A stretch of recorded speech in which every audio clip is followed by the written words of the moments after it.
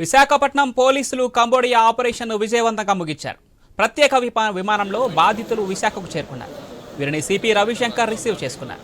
Human trafficking పై Visakha CP special focus పెట్టడంతో 7 బృందాలను ఏర్పాటు చేసి 3 ఏజెంట్లను అరెస్ట్ చేశారు. ఏజెంట్లు ఇచ్చిన సమాచారంతో డేటా ఎంట్రీ ఉద్యోగుల పేరుతో మోసాలు చేస్తున్న కంబోడియా గ్యాంగ్ గుట్టురట్టు చేశారు విశాఖ పోలీసులు.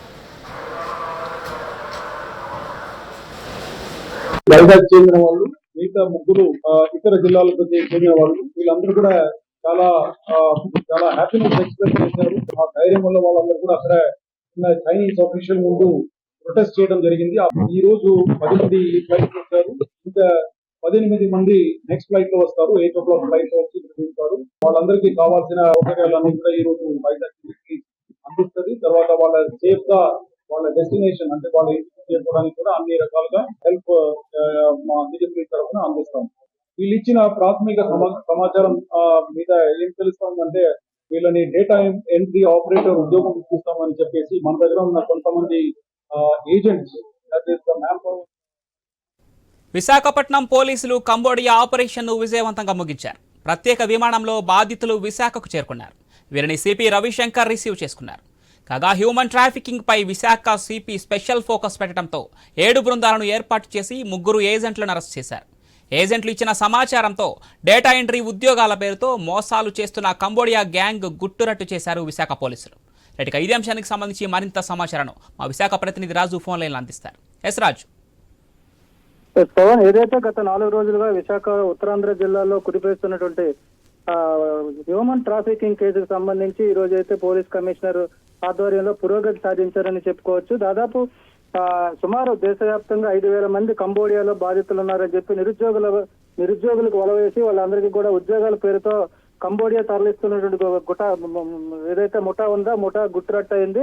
ఈ నేపథ్యంలో అక్కడి నుంచి వచ్చినటువంటి ఫిర్యాదు నేపథ్యంలో 3 నిందితులను అయితే ఎప్పటికీ అదుపులోకి తీసుకొని విచారణ చేపట్టినటువంటి పోలీస్ కమిషనర్ దీనికి సంబంధించి వివరాలు సేకరించారు. ఇదే నేపథ్యంలో కంబోడియాలో ఎవరైతే ముఠా బందీలుగా ఉన్నటువంటి యువత ఏదైతే ఉందో యువత అంతా కూడా అక్కడ ఆందోళన చేస్తున్న నేపథ్యంలో వాళ్ళందరినీ కూడా అక్కడ జైల్లో పెట్టిన పరిస్థితి కనిపిస్తుంది. అక్కడ ఈ నేపథ్యంలోనే విశాఖ పోలీసులు అయితే విదేశీ మంత్రిత్వ శాఖతో మాట్లాడి అక్కడి నుంచి భారతదేశానికి చెందినటువంటి యువత ముఖ్యంగా విశాఖ జిల్లాలకు సంబంధించినటువంటి ఆ యువతను తీసుకొచ్చే చర్యలు చేపట్టారు. ఈ నేపథ్యంలో కొంత విజయవంతం అయ్యారని చెప్పుకోవచ్చు. ఈ రోజు సాయంత్రం 9 గంటల 9 మంది అయితే ముందుగా తొలి విడతగా 9 మంది ప్రత్యేక విమానాల్లో విశాఖపట్నం రావడం జరిగింది. వాళ్ళందరినీ కూడా పోలీస్ కమిషనర్ తో సహా పోలీస్ ఉన్నతాధికారులు రిసీవ్ చేసుకున్నారు.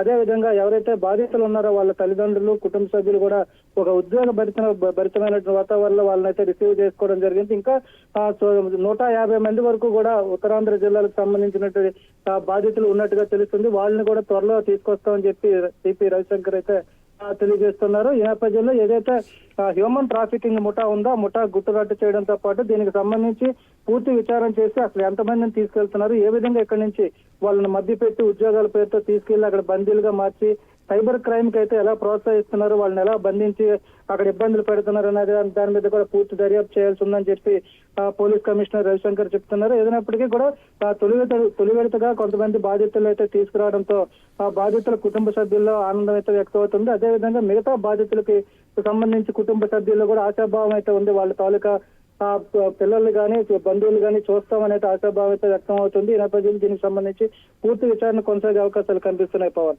Right, thanks for the updates Raju.